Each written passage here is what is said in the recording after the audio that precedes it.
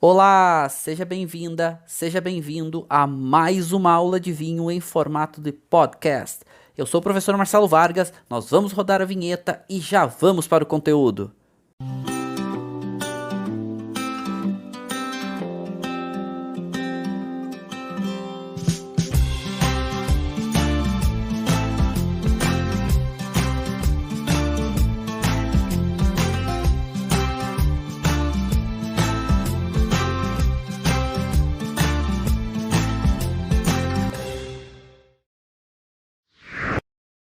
Olá, então vamos entender agora, aprofundar e desbravar uma das regiões de maior prestígio e destaque, mas não tão conhecida de vinhos no mundo. Então, hoje vamos estar entendendo em detalhes o que são os vinhos do Priorat ou do Priorato. O que faz a região tão especial, seus vinhos tão valorizados, tão destacados, o que torna ela torna ela uma das regiões mais importantes de vinho em todo o mundo. E a gente já pode situar como Priorat, eu vou chamar de Priorat, que é o nome original, né? E no Brasil chamada de Priorato. E a gente está falando de uma região espanhola. E vou dizer para vocês, os vinhos da Espanha, eles passaram por alguns ciclos. E assim, desde os anos 80, os vinhos espanhóis, eles começaram a ganhar um protagonismo tão grande. Eles já são muito famosos, vinhos como Rioja, enfim, mas a partir dos anos 80, principalmente com o surgimento de críticos como Robert Parker, a gente tem um ciclo muito grande de vinhos e regiões espanholas. Nos anos 80 vai ter o ressurgimento de Rioja. E aí Rioja começa a ganhar grande protagonismo. Nos anos 90 vai ser a vez do protagonismo. Rioja consegue se manter, continua tendo seu protagonismo, mas uma nova região começa a ganhar protagonismo, que é a Ribeira del Duero. E aí, no começo dos anos 2000, explode uma nova região chamada Priorat. E a gente vai ver que os seus vinhos, de modo geral, são vinhos potentes, intensos, prestigiados, valorizados e, claro, um valor agregado um pouco maior. Mas o que tornou essa região famosa? Por que ela ganhou protagonismo? Inclusive, a gente já pode ver aqui, né, diferentes formatos de garrafa, garrafa bordalesa, garrafa borgonhesa, né? Então, diferentes perfis, e isso não é um direcionamento para estilo, nem para uma tendência, não. Cada produtor escolhe o formato de garrafa que quer utilizar. Mas esse protagonismo a gente pode ver, inclusive, em fichas técnicas e fichas de avaliações de safra. Eu gosto muito da ficha da Wine Enthusiast, que aqui eles avaliam safras a safras, aqueles, né, diferentes países, principais regiões do mundo, e na Espanha eles avaliam 4 regiões: a Galícia, Ribeira del Duero, Rioja e a Catalunha. E aí vocês podem ver que a Catalunha, eles avaliam os vinhos tintos. E o que são? O que é isso? O que são os vinhos tintos da Catalunha? A grande referência é o Priorat. Então a gente já começa a situar que o Priorat está na Catalunha. E é a principal região de vinhos da Catalunha. Tem várias importantes, mas com certeza o Priorat é mais destacado, como é uma das principais regiões da Espanha, uma das principais regiões do mundo. E aqui, inclusive, vocês podem ver que eles botam quais são as grandes safras que aconteceram. Por quê? Se eu estou falando para vocês que o protagonismo do Priorat começou a partir dos anos 2000, a viticultura lá não é a partir dos anos 2000. A viticultura no Priorat existe desde o século XII. E eu vou contar isso para vocês. Mas vocês podem ver aqui, inclusive, algumas citações de safras realmente históricas, como a safra de 2005, uma das melhores safras da história do Priorat, né? A safra de 2001, que foi outra safra muito boa. Então são safras que ganham uma grande referência e os seus vinhos acabam ficando mais caros. Mas percebam que a gente tem uma oscilação de safras acontecendo E o Priorá é uma região que oscila um pouco no perfil da sua safra. Mas tem um direcionamento, tem um estilo. Eu falo que é desde o século XII, mas é nos anos 80 que alguns produtores começam a investir na região do Priorá. E eu já vou mostrar para vocês aonde que é, tudo, as referências, citações, tudo mais. Mas é a partir dos anos 80, e principalmente por causa desse produtor chamado René Barbier, que tem uma vinícola chamada Clos Mogador, que quem importa para o Brasil é a Mistral. Clos Mogador é um dos ícones do Priorá, uma grande referência. Que no começo dos anos 80, ele reúne alguns amigos e descobre essa área. Ele já tinha noção, ele conhecia, tinha referência, mas eles resolvem investir nessa área. Por quê? Porque eles descobrem aqui um terroir muito adequado para produção de vinho de alta qualidade, mas um terroir muito difícil de se produzir. Mas é adequado? Sim, ele é favorável para produzir vinho de alta qualidade, mas não é fácil de se lidar com ele. E como ele não, o terroir aqui não é fácil, pouca gente dava atenção para isso. E esse produtor, René Barbier, ele reúne alguns amigos que são também produtores e resolvem investir nessa região. E um dos destaques do Priorá é Vinhas Velhas. E a gente sabe que Vinhas Velhas produz em uma qualidade alta, mas um volume bem menor. E resgate de alguns conceitos de produção, principalmente algumas variedades vinícolas, como a Garnacha, que já não tinha muito protagonismo em outros lugares do mundo. A gente sabe, né, que no Rhône Sul, ali, Alencortes, etc., aparece bem. Garnachas de vinhas velhas produzindo num estilo muito diferente do que o mundo está acostumado. E esse produtor, ele começa, né, eles começam a produzir, começam a resgatar, né, e vamos lá, dar uma nova vida para a região, ganhar um certo protagonismo, vinhos intensos, concentrados. Eles começam, inclusive, a resgatar vinhedos antigos, até que esse cidadão, Robert Parker, ele surpreende o mundo numa degustação, porque ele sempre avaliava os vinhos da Espanha, e numa degustação, anualmente ele fazia essa degustação de apresentação dos principais vinhos espanhóis que ele tinha degustado no ano anterior, do seu guia. E para surpresa de todo mundo, em uma dessas apresentações, Robert Parker apresenta de 10 vinhos, ele cita 7 vinhos de Garnacha, ou que tem a Garnacha no corte, e vinhos do Priorá, sendo do Priorá. E isso chama muita atenção do mundo. Mas por que ele está falando de uma região que não tem tanto protagonismo versus outras regiões, como Rioja, como Ribeira del Duero? E o mundo, a partir dos começos dos anos 2000, foca sua atenção para os vinhos do Priorá.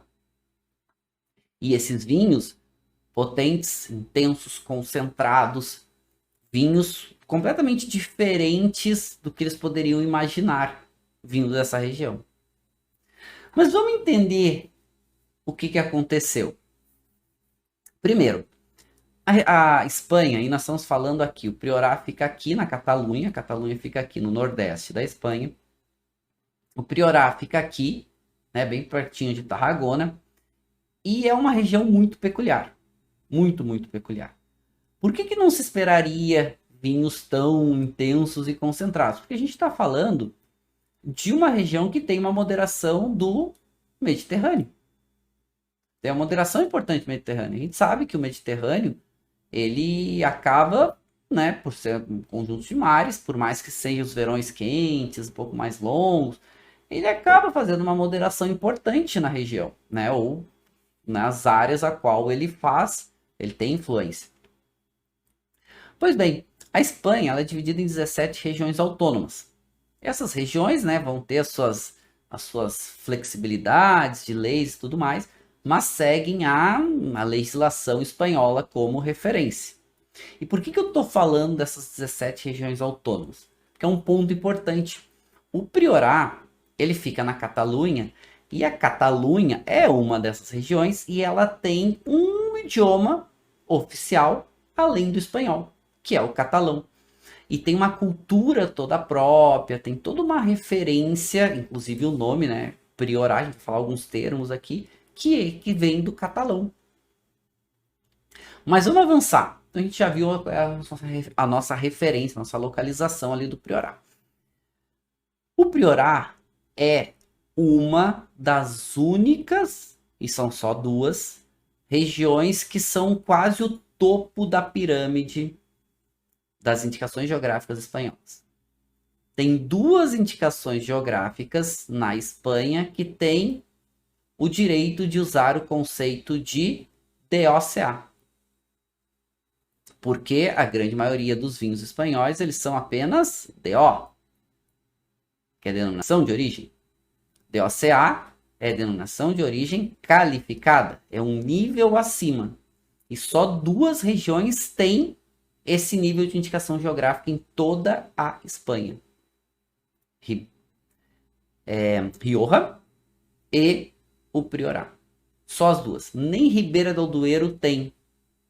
E olha que Ribeira del Duero a gente está falando, né, de regiões de vinhos extremamente prestigiados, ou seja, regiões, vamos pegar a Ribeira como uma única região, sub-regiões ali muito, muito prestigiadas.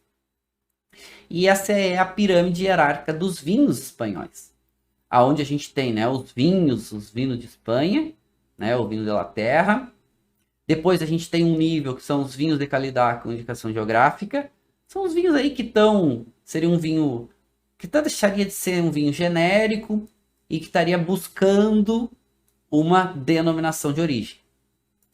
Aí depois o terceiro nível já são as denominações de origem, na qual a Espanha tem quase 70 denominações de origem, que são, né, áreas específicas com as suas regras de produção e tudo mais. Acima das denominações de origem, a gente tem as DOCAs, que são as denominações de origem qualificada. O Priorat, por ter o idioma catalão também como idioma oficial, o Priorat a gente pode encontrar referência como DOCA, como DOQ ou como DOQA. Então a gente pode encontrar assim também, DOQA, que são as citações em catalão. Que é a mesma coisa. Como o catalão é o idioma oficial também dessa região, pode aparecer dessa forma. E só duas regiões têm essa distinção, essa indicação geográfica, que é Rioja e o Priorat. Para ver o nível de prestígio que o Priorat atingiu. Já falei para vocês, né? O vinho médio mais caro da Espanha vem daqui. Daqui a pouco eu mostro para vocês.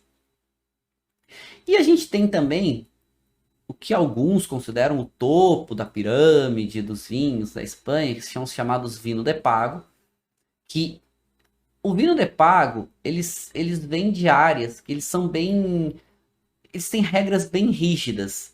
Então, para se criar um vinho de pago, para ter o direito de ter um vinho de pago, tem que ter uma vinícola exclusiva, né, com vinhedos exclusivos. Então, tem uma regra bem mais rígida. E a gente tem aí em torno de umas 2 dezenas dessas áreas demarcadas como vinho de pago. Normalmente esses vinhedos estão fora das áreas de denominação de origem mais prestigiadas, enfim, mas são vinhos de altíssima qualidade, né? Então também aí estão falando, talvez aí né, por ter uma regra até mais rígida de produção que as próprias DOCAs, talvez aí com o topo da pirâmide dos vinhos espanhóis. Mas esses dois aqui, com certeza, a gente está falando dos vinhos mais prestigiados, né? Tanto os vinhos de pago quanto as DOCAs. Certo, mas vamos entender um pouco os fatores geográficos do Priorat. E aqui a gente tem a formação do relevo espanhol. Então a gente pode ver aqui, e quanto mais escurinho, mais altitude, E quanto mais verdinho, menor a altitude. E percebam que a gente está falando, né, aqui do nosso queridíssimo Nordeste da Espanha e essa areazinha aqui. Percebam que essa areazinha aqui, ela tem corzinhas amarelas e mais puxadinha para um begezinho, né, para esse laranjadinho aqui que mostra que essa área tem altitudes significativas. E esse é já o primeiro ponto de relevância para o Priorat. É que são áreas cercado por cadeias de montanhas, são áreas que pegam sopés de montanhas e são áreas que pegam muitas inclinações. O Priorat tem um solo muito pedregoso. A maioria dos seus vinhedos estão em inclinações. E essas cadeias de montanha, além de tudo, elas protegem de boa parte da chuva. Ou seja, essa umidade que viria tanto lá que a gente tem uma depressão grande aqui, né? Depressão do Ebro, que poderia vir lá do Mar Cantábrico, ou até mesmo aqui de dentro do Mediterrâneo, fica protegido por essas cadeias montanhosas. Ou seja, a gente sabe que a gente tem aqui um clima mediterrâneo com os verões quentes, longos e secos. No Priorat, por causa dessas cadeias de montanhas, ficam mais quentes, ficam mais secos. E aí os vinhedos vão oscilar as suas altitudes, mais ou menos, aí tem algumas áreas até um pouco mais planas, a partir de 100 metros, chegando a 750 metros de altitude. A altitude vai fazer uma influência importante. Mas a gente vai ter diferentes perfis de vinhos aqui dentro, mas normalmente vinhos potentes, concentrados, intensos, por esse amadurecimento extra que essa região ganha. Mas vamos avançar. A gente já mais ou menos está pegando algumas referências. Aqui vocês já podem começar a ver o relevo do Priorat. Percebam que a gente quase não tem mais áreas planas. Percebam as cadeias de montanha ao fundo, percebam as inclinações dos vinhedos, inclusive tem que criar muitas vezes esses patamares. Percebam que a gente tem altitudes diferentes e que é uma área bem, de certa forma, degradada. E a videira, a gente sabe que quando ela encontra um local onde ela sofra um pouco, muitas vezes ela consegue diminuir muito o seu volume de produção, mas aumentar muito a sua qualidade. Então, o que a gente tem aqui? A gente tem chuvas aí aproximadamente de 500 a 600 milímetros ano, que é um volume bem adequado. Essa chuva, normalmente, os vinhedos aqui normalmente não precisam de irrigação. Essa chuva ela é suficiente. O solo tem uma drenagem, uma boa drenagem. Então o solo tem, a gente vai ver daqui a pouco, né? Aqui a gente tem um solo muito peculiar, um solo de ardósia, com pequenos fragmentos de mica, que eu vou mostrar para vocês. Solo muito conhecido, mas uma grande citação. Aí quando a gente estuda terroir, são os solos do Priorat, o famoso solo de Licorella, que eu vou mostrar.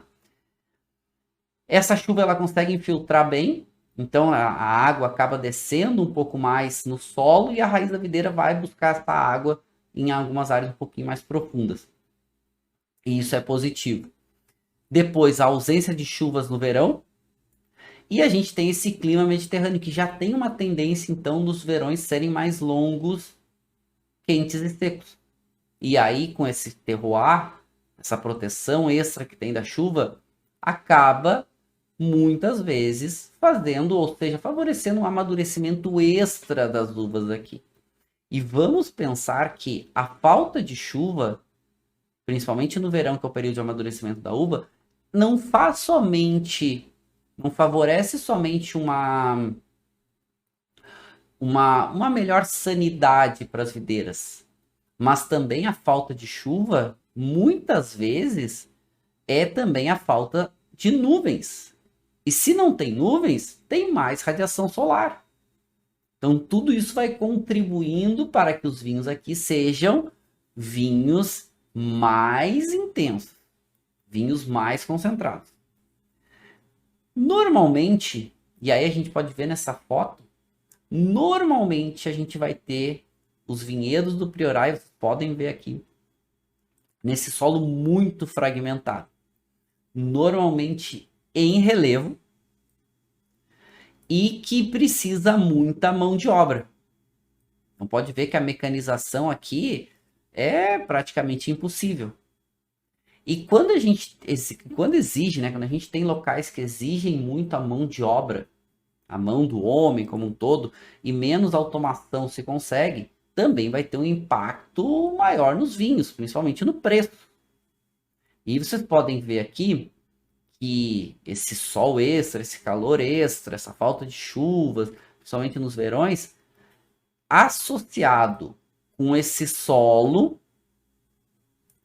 de difícil manuseio, mas que vocês podem ver que já tem uma tendência a também a refletir um pouco mais o calor e refletir um pouco mais a radiação, também vai ajudar no amadurecimento extra das uvas. Ou seja, tudo está se encaminhando para um vinho mais alcoólico, mais potente, mais intenso. Mas aí daqui a pouco nós vamos chegar nas variedades, nas uvas. A gente vai ver que as uvas aí elas vão receber, e cada uma com a sua peculiaridade, essa intensidade maior, e claro, vão refletir isso nos seus vinhos. E é esse cenário tão degradado, a gente pode ver que aqui a gente não tem, as cidades são muito afastadas, são pequenos vilarejos, a estrutura é muito menor. Então tornava essa região praticamente uma região bem menos, digamos, atrativa, até chegarem esses produtores com uma cabeça muito mais aberta e querendo explorar esse potencial. Legal. Vamos voltar nesse mapa, que esse é um mapa legal para a gente fazer uma comparação, tá? Então, estamos falando do Priorat. O Priorat está aqui. E percebam que à volta do Priorat, a gente tem uma outra denominação chamada Monsanto. Essa denominação, ela tem características, digamos que não tão favoráveis, ou um pouquinho diferentes do Priorat, tanto que ela vira uma denominação separada.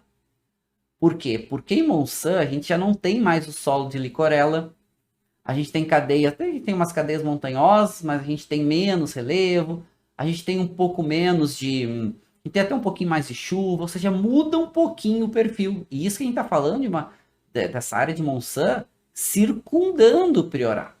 Olha como o Priorat é tão peculiar, é tão distinto. E a gente vai avançar um pouquinho nessa distinção. Inclusive, vamos provar um vinho daqui a pouco, que até eu trouxe aqui, ó. Eu trouxe aqui o vinho para a gente falar. Eu trouxe 3 vinhos aqui, 3 sugestões, 3 citações de vinhos do Priorat, para a gente começar a entender as suas características, os seus perfis e principalmente, né, o que essa região pode produzir. Primeiro eu vou provar com vocês esse vinho, né, Ferrer Bobet, que é são 2 produtores que se juntaram e resolveram fazer um vinho diferente, né? Compraram áreas para Priorat e começaram a fazer uma viticultura orgânica. A gente viu que favorece aqui a viticultura orgânica. Por quê? Porque tem ausência de chuvas, porque a chuva, né, quando tem, é uma chuva interessante, mas menos centrada no período de amadurecimento. Então a gente tem os solos com boa drenagem, então a gente tem um cenário, um terroir favorável para a produção orgânica. Mas a gente tem uma uva protagonista no Priorat.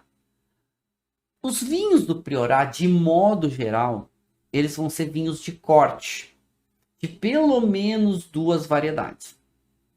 Mas tem uma que se destaca aqui, que com certeza é a Garnacha. Mas beleza, daqui a pouco a gente vai chegar na Garnacha, daqui a pouco a gente vai chegar nas uvas, até para entender quais são as uvas autorizadas na denominação. Daqui a pouco a gente chega lá. Mas aqui 3 vinhos diferentes. Então, eu vou ver aqui um produtor que a Evino trazia para o Brasil, não tem trazido ultimamente, mas um produtor muito bom, produção orgânica. GR174 é um vinho que é um dos menos caros do Priorat que chegam aqui no Brasil, né? Quem importava GR174 é Porto a Porto, Casa Flora. É um vinho que gira aí na faixa dos seus 200, 250 reais. Né? Vai depender muito aí onde vai comprar, dependendo de quando é que foi a importação. A gente tem uma oscilação cambial muito grande ultimamente. Mas essa é a régua dos vinhos do Priorat. Os vinhos Priorat são mais potentes, são mais intensos, mas eles acabam sendo um pouco mais caros também. O GR174 é um exemplo desses vinhos, digamos que menos caro, né? Porque para revolver aqui a gente já está falando da faixa aí de seus 400 e poucos reais. E aqui eu trouxe para vocês, só para vocês conhecerem, Lermita. Lermita é feito por um produtor chamado Álvaro Palácio, que foi um daqueles produtores que veio desbravar o Priorat no começo dos anos 80 com René Barbier. E esse Lermita é o vinho que é o mais caro da Espanha, preço médio. Esse vinho aqui, quando ele vai para o mercado, ele vai custando algo em torno de 1.500 euros. 1.500 euros a garrafa. Ah, se chama Lermita. Mas tá, Marcelo, existe essa variação de preço, ok. Variação de preço a gente vai ter em vários lugares, a gente viu que a régua já começa alta, né? Vinhos a partir de 200, não tem vinho Priorat por menos de 200 reais. Tá? E se tiver, olha, atenção, tá? Porque pode ser, ou a qualidade é muito baixa, ou, enfim, né? Daqui a pouco é alguma coisa não tão, enfim.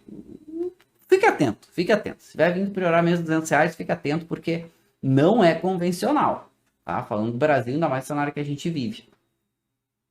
Mas o que aconteceu para esses vinhos, então, chegar a esse patamar, né? Esse nível? A gente já viu um pouquinho das características, um pouquinho de alguns fatores históricos.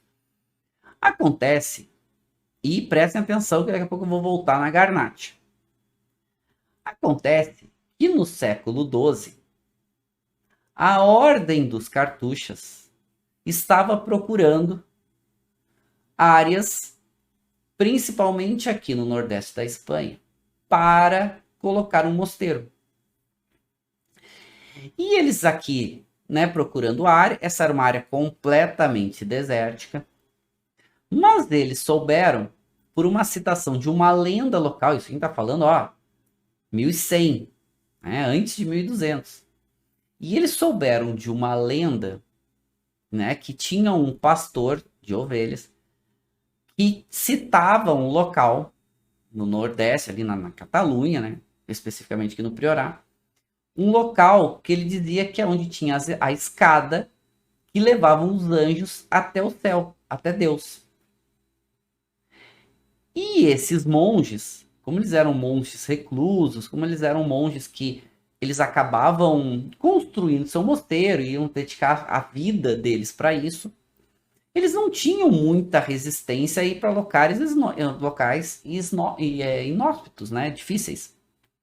E com essa lenda, eles vieram e criaram o mosteiro Scala Dei.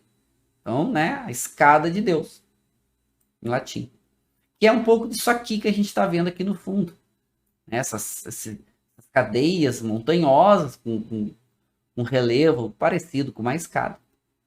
E eles montaram, né, o mosteiro Scala Dei.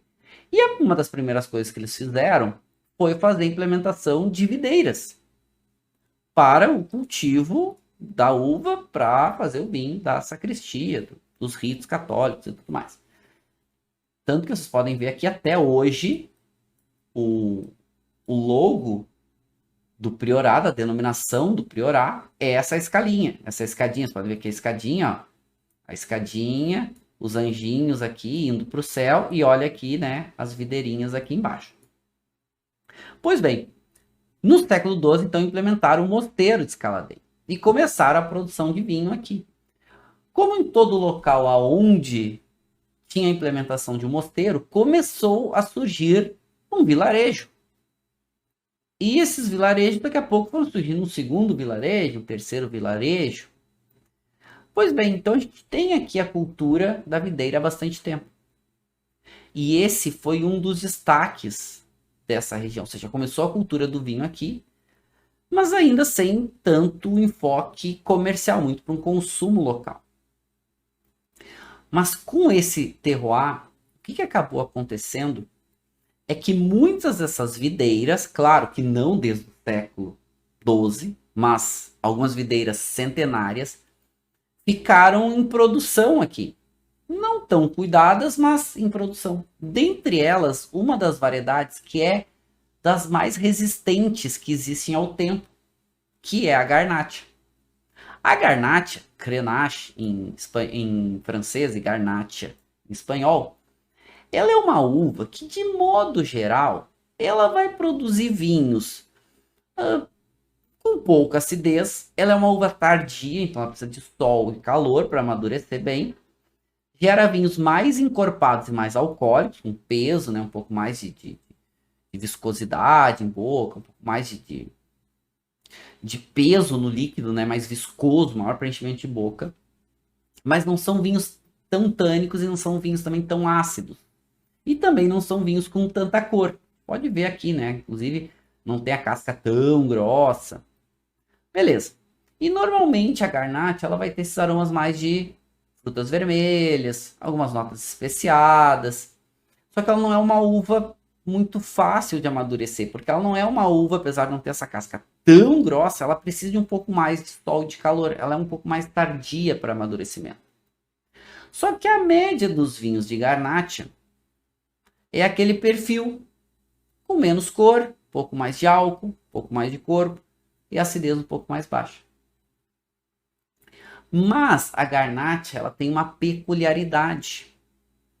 A parte lenhosa, parte de madeira dela, né, ou seja, a estrutura da videira, ela é muito resistente ao tempo, principalmente a doenças que vão fragilizando essa parte de madeira da videira. E isso faz com que a Garnacha seja uma uva, uma videira, né, especificamente, que é resistente ao tempo. E ela já estava implementada aqui no Priorat. E não só ela, mas algumas outras. E aqui acabou que essas vinhas velhas de Garnacha, encontrando esse terroir do Priorat, faz com que o volume de produção caia muito, mas a concentração da uva aumenta muito. Então, o que acaba acontecendo? Ela ganha cor, ela ganha intensidade de aromas e de sabores, ela ganha muito tanino, ela continua com álcool e corpo e tem uma acidez um pouquinho maior também. Ou seja, ela vai ficando mais concentrada e com um volume bem menor. E ela encontrou aqui uma outra variedade que também consegue resistir bem ao tempo, um pouco menos que a Garnacha, mas também, que é a Carignan. E a Carignan, ela tem um perfil que complementa muito bem a Garnacha. Então, o corte aqui, Garnacha e Carignan, começou a ter um destaque, principalmente para vinhos mais modernos. E a gente está vivendo, e claro, esse destaque vai acontecer a partir dos anos 2000, mas nos anos 2000 a gente está vivendo a era do vinho concentrado, do vinho potente, do vinho alcoólico, do vinho amadeirado.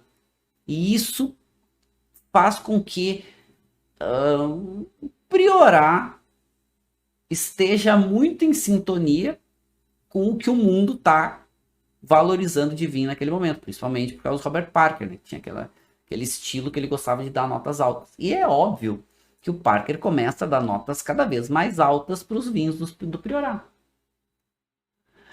Mas esses vinhos, para ter essa concentração, eles precisam ter um volume muito baixo. E aí o que acontece? É comum aqui no Priorar que a gente tenha rendimentos algo em torno aí de 1 quilo por planta, 1 quilo por videira. E isso é muito baixo. E isso vai aumentar muito a concentração da uva, mas vai diminuir muito o rendimento. Então, essa soma de informações que a gente está vendo, desde o terroir, composição, solo, relevo, que a gente daqui a pouco vai chegar no solo com um pouco mais de atenção. Solo pedregoso, dificuldade de manutenção, não consegue ter automação, vinhas velhas, vinhas que precisam de cuidado, vinhas com menor volume, mas com uma qualidade muito, muito alta.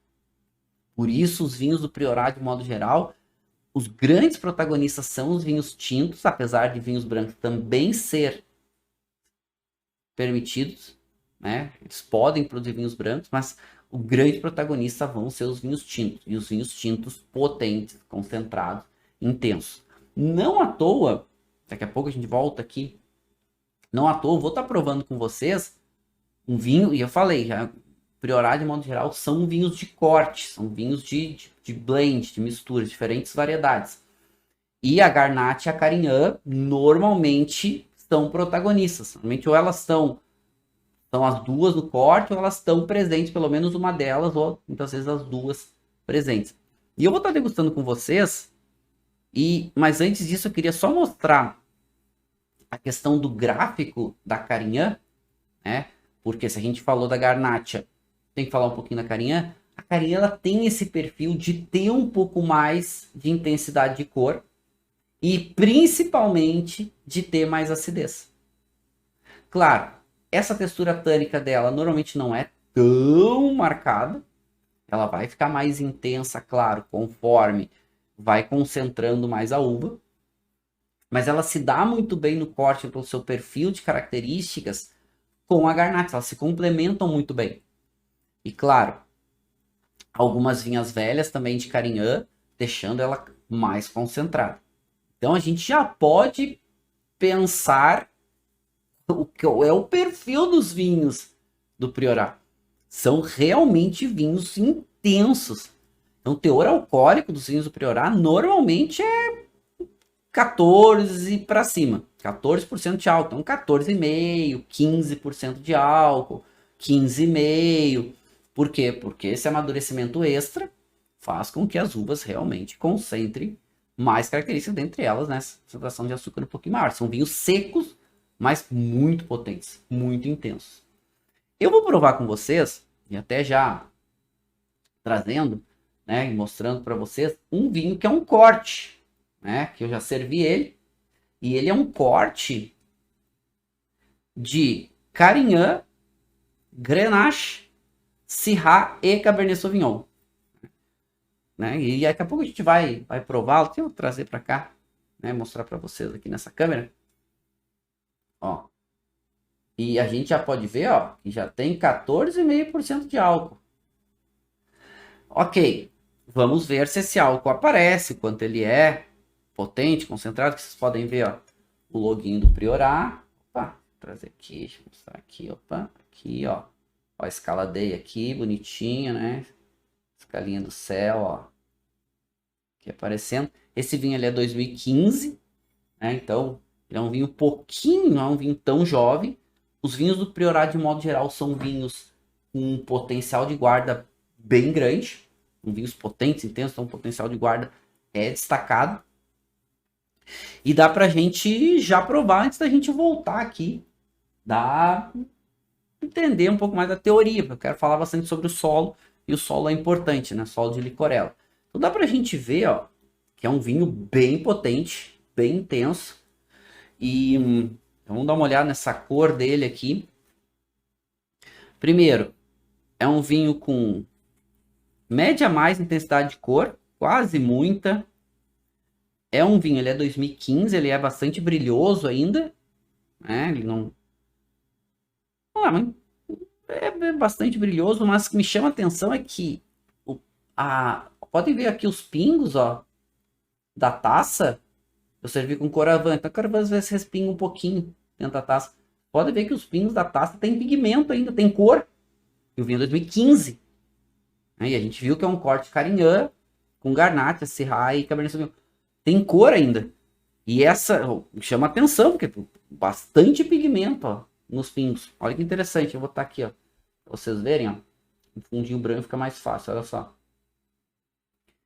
Então dá para ver que tem uma extração e uma concentração super interessante. A coloração é um vermelho rubi, a bordinha começando a aparecer um reflexo granada, alaranjadinho, mas predomina com certeza o rubi. O nariz. Nossa, uma intensidade média a mais. Perfil de aroma muito peculiar, o aroma é correto, tem um cheiro diferente além de vinho. E aí tem um cheiro aqui de, nossa, tem um cheiro de uma erva seca, tem um cheiro de alcaçuz, tem um toquezinho, até de um toquezinho terroso.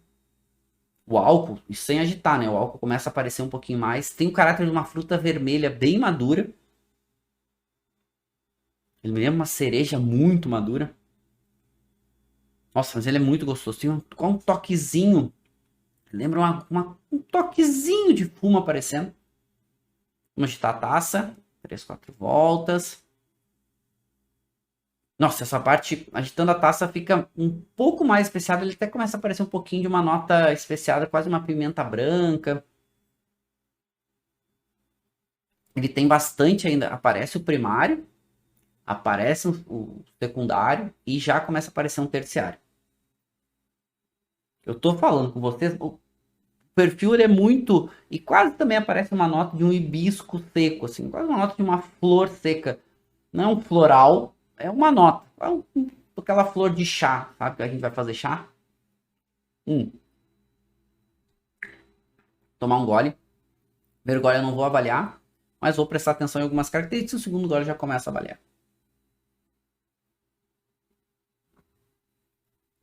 Hum.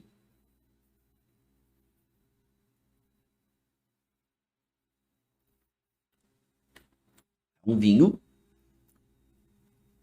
preenche a boca. Um gole pequeno assim, preenchimento de boca impressionante. Mas tem algumas características aqui bem peculiares. Já começa a chamar a atenção. Segundo gole a gente avalia.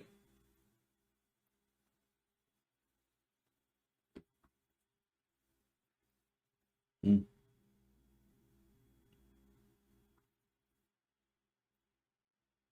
Hum.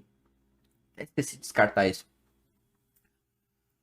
É seco, tanino médio mais, mas pouco mais marcado. Álcool médio mais, corpo muito. E acidez chama atenção, porque a acidez ela é média mais. Eu tô salivando ainda. Tô salivando. E a intensidade de sabor, média mais. Persistência, média mais. Um todo para cima, mas ele é muito harmônico. O álcool com 14,5% ele não chega a sobrar. A acidez ela fica um pouquinho abaixo, mas olha, é impressionante assim, ó. Vinho de 7 anos, ainda novo. É um vinho que ainda tem tempo pela frente. Ele tá muito gostoso de tomar agora, com comida vai ficar melhor, mas chama atenção, nível de qualidade com certeza muito bom. Mas chama muita atenção por esse sabor. Vou falar para vocês que o que mais chama atenção não é nem só a intensidade, mas o sabor desse vinho. As características de sabor. Deixa eu botar aqui para melhorar o foco. As características, olha que rótulo diferente também, né? Ó, aqui priorar. E as características de sabor desse vinho. Porque até ele conta aqui uma historinha, esse vinho foi feito de Carignan, Grenache, Syrah e Cabernet Sauvignon em vinhedos de Ardósia no vilarejo de Porreira. Vou mostrar os vilarejos para vocês.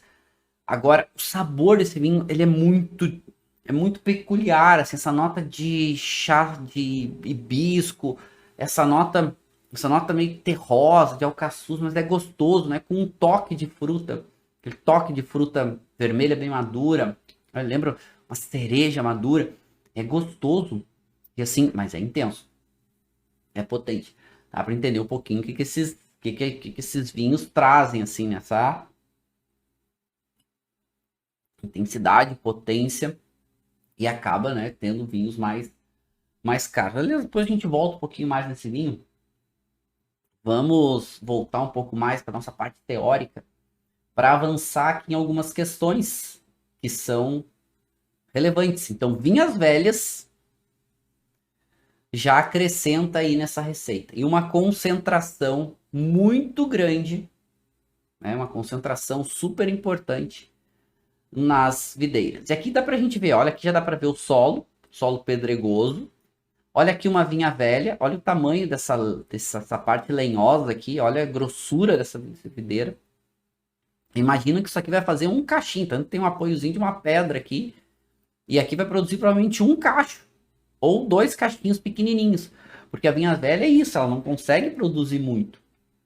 Ela tem a raiz da videira muito profunda, já buscando muito nutriente. Pode ver que aqui é uma vinha que a concentração das uvas devem ser muito altas. Por quê? Porque é uma videira muito antiga. Então a gente ainda tem muito que provar sobre vinhas velhas, mas a gente sabe que vinhas velhas já é comprovado que o volume diminui muito e a qualidade aumenta muito. Mas precisa também de um cuidado maior. Precisa de uma atenção maior. Então aqui a Garnacha favorece algumas outras vinhas velhas de Carignan e de alguns outros vinhedos aí também antigos. Legal. Quais são as uvas autorizadas no Priorat? Começou a ver, né, o conceito de terroir como um todo. Mas o que é autorizado? Primeiro, é autorizado fazer vinhos brancos e vinhos tintos. Os vinhos tintos, as uvas permitidas são Tempranillo, Picpoul, Cabernet Sauvignon, Cabernet Franc, Pinot Noir, Merlot e Syrah. Essas são uvas, não vou dizer complementares, que a gente já começou a falar de Garnacha e Carignan, que são as protagonistas. Normalmente as duas ou pelo menos uma delas. E depois essas outras uvas tintas elas acabam entrando no corte. O vinho que eu estou provando com vocês, ele é um corte de Carignan e de Grenache e depois Syrah e Cabernet Sauvignon. Provavelmente a Carignan e a Grenache em maior quantidade. Ele não fala aqui qual é o corte. Quer dizer, ele fala qual é o corte, mas não fala qual é a proporção do corte. Então deve variar um pouco aí de ano para ano esse produtor. Mas é comum aparecer, e aí aparecer um pouquinho de Tempranillo, um pouco de Cabernet Sauvignon. Das uvas brancas, a protagonista é a Garnacha Blanca. Ela é a principal uva. E vão aparecer outras uvas também aqui, como a Macabeu, a própria Chenin Blanc, outras uvas que também, né, a própria Xarel-lo. São uvas que podem aparecer aí nos vinhos brancos do Priorat, que são um volume muito menor do que os vinhos tintos. Os vinhos brancos, só que muito caros. Os vinhos brancos do Priorat, de modo geral, eles são mais caros que os tintos, porque eles são um pouco mais raros e são um pouco menos, digamos que, disputados, né? Menos prestigiados aí. Aí acaba que os vinhos tintos têm um grande protagonismo. Aqui só para mostrar para vocês, ó, a famosa família Torres, né, Bodega Torres, e aqui fazendo um vinho clássico do Priorat chamado Salmos. Ou seja, eles investiram lá e botaram uma vinícola bem moderna, inclusive, para uma área de vinhedo um pouco mais ampla, para fazer esse vinho, que é uma grande referência do Priorat chamado Salmos. Esse a gente encontra fácil aqui no Brasil. Todos esses vinhos que eu estou mostrando para vocês encontram no Brasil, com exceção do Lermita e do Álvaro Palácios, lá que eu falei que é o mais caro, e aquele é difícil de comprar em qualquer lugar do mundo, e quando encontra ele é muito caro. Mas os demais todos a gente encontra aqui no Brasil, em diferentes formas aí, né, de venda, tipo loja online, lojas físicas e tudo mais. Bom, aqui ó, aqui a bodega da família Torres, do Priorat, Salmos. Aqui dá para ver essas videiras e olha o solo, né? Olha esse solo pedregoso aqui. E esse solo pedregoso, somado a todo esse cenário que a gente viu, vai contribuir muito para o conceito dos vinhos aqui. Porque esse solo é o famoso solo de licorella. O que são os solos de licorella? Esse solo de ardósia, né, é uma compactação da argila depois de muitos milhões de anos, que fica esse solo pedregoso decomposto, onde a raiz da videira consegue filtrar muito bem, a chuva também consegue, quando tem chuva aqui, ela consegue filtrar, a raiz da videira vai buscar, você tem uma boa drenagem. Esse solo reflete o calor e a radiação solar de volta na videira, ou seja, tem aí mais um amadurecimento extra. E essa ardósia, ela tem pequenas partículas de mica. Mica é um pequeno, dá para vocês verem aqui, ver se eu consigo dar um zoom aqui para vocês, dar uma melhorada aqui.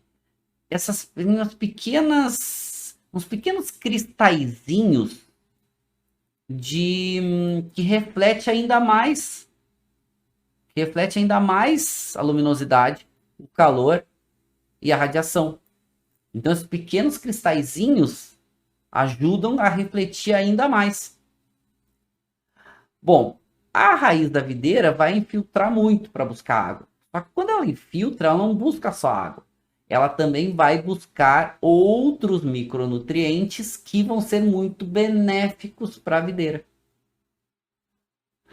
Como a gente tem algumas áreas de altitude, essas áreas de altitude também são benéficas, porque consegue ter aí, né, um pouco mais de amplitude térmica, consegue ter um pouco mais de as noites um pouco mais frescas. E isso também estende, e muitas vezes a vindima, a colheita no Priorat, vai ser uma das mais tardias da Espanha. Enquanto normalmente na Espanha vai se colher ali em setembro, né? Máximo em outubro, no Priorat chega aí a novembro a colheita. Ou seja, todas essas somas de fatores estão favorecendo para vinhos potentes, intensos, concentrados e com amadurecimento longo, que faz com que não só consiga reter um pouco mais a acidez, como também concentra mais aromas e sabores. Vinhos potentes, concentrados, intensos e com bastante sabor. Esse é o grande segredo do Priorat. São vinhos com muita intensidade. E vocês estão vendo que esses patamares, os desníveis, né, esses relevos do Priorat, eles oscilam até 60 graus. E a grande maioria dos vinhedos estão nesses patamares. E isso também faz com que tenha uma exposição solar melhor, porque o sol vai ter uma incidência maior e favorece uma maior insolação das uvas, porque elas estão em relevo, elas não estão numa área plana onde uma planta acaba fazendo sombra para outra. E a gente tem aí a superfície, mais ou menos, do Priorat, aí, algo em torno de 2.000 hectares como um todo. Ou seja, não é uma área tão grande, mas uma área de muita concentração. Então são áreas aí bem valorizadas, né? Esse perfil. E agora, né, esses perfis de vinho muito valorizado no mundo, né? Principalmente aí a partir dos anos... Não explode nos anos 90, né? Priorat nos anos 2000 ele explode, tá dentro dos anos 80 produzindo, mas nos anos 90 esse estilo de vinho é o grande fenômeno, potente, concentração, intensidade. Essa é a grande onda. E agora, o grande diferencial do Priorat está nos vinhos de vila. Ou seja, eles estão criando o conceito de village. Porque cada área, e a gente vai ver, por exemplo, aqui, ó. Estão vendo aqui é a Escala Dei. A gente viu aquela área extremamente íngreme, aquela cadeia de montanhas, né? A Escala de Deus, né? Então tem aqui a Serra de Montsant, que vai fazer com que tenha um pouco mais de altitude. E aqui, essa área um pouco mais para o norte, tem um pouco mais de altitude. E a gente tem algumas áreas, principalmente aqui um pouco mais para o sul, para o sudeste, que são áreas um pouco mais baixas. Então o perfil de cada área vai mudar, por mais que sejam vinhos concentrados, cada área vai ter um perfil. Aqui tem uma área bem famosa, chamada Porreira. Aliás, vinho que eu estou degustando com vocês vem dessa região aqui, mais aqui para o leste. Então, cada uma dessas áreas são vilarejos que têm perfis um pouco diferentes, apesar de fazer vinhos concentrados e intensos. E agora, eles estão fazendo exatamente isso. É marcar, eles podem marcar, se a uva vem de um vilarejo, eles podem começar a marcar isso. Isso foi desde 2013, que eles chamam Videvilla, ou seja, tu pode marcar esse village, esse vilarejo, nos rótulos, ou seja, muito conceito de village. Não é um vinho do Priorat somente, é um vinho de Porreira, ou é um vinho de Escaladei, ou é um vinho de Vilela Alta, Grata Lopes, que são regiões bem famosas, assim, de diferentes perfis. Então a gente vai começar, claro, isso também vai mudar, no sentido que vai ter vinhos cada vez mais peculiares, não só é só um vinho do Priorat, mas um vinho de uma área específica, mas também o preço. Né? A tendência é o preço também aumentar, porque vão ficar cada vez mais distintos. E claro que melhores áreas, com preços mais valorizados.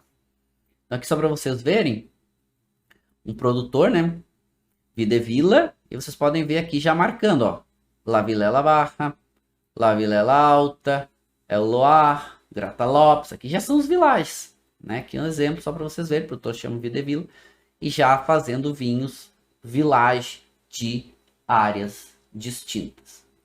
O que a gente pode esperar do Priorat?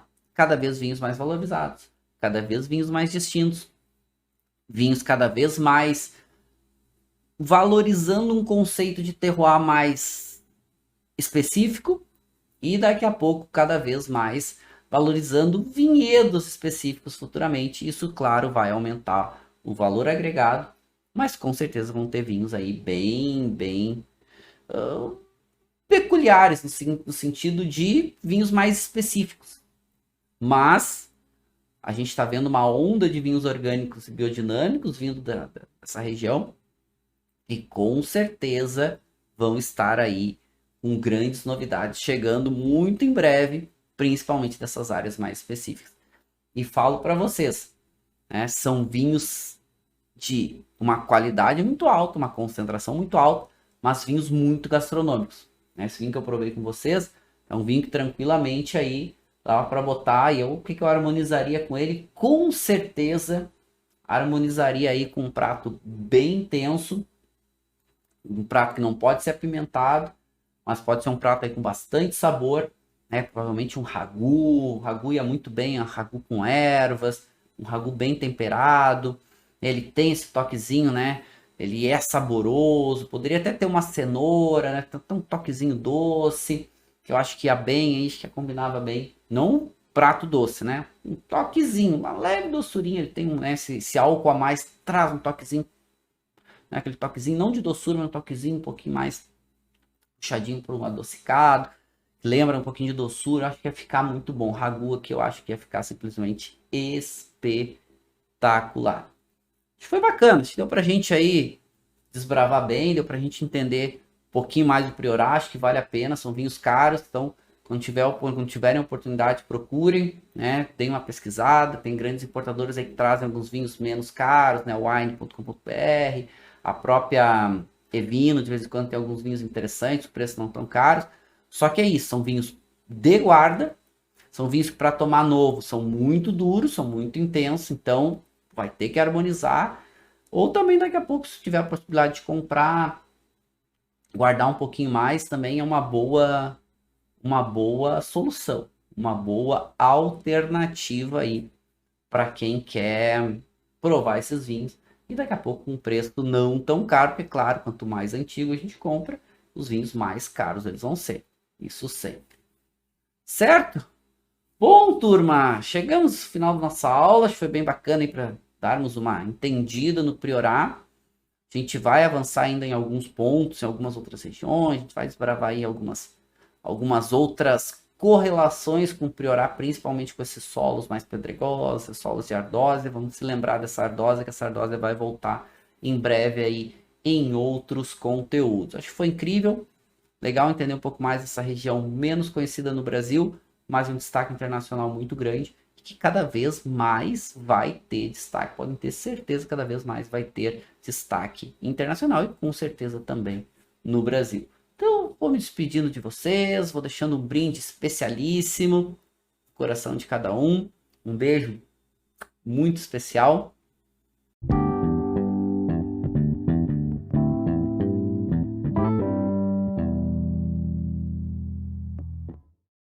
Você acabou de ouvir uma aula de vinhos do professor Marcelo Vargas, em formato de podcast. Para mais conteúdos, dicas e materiais sobre a bebida, acesse o site www.marcelovargas.org. Um forte abraço e até o próximo encontro.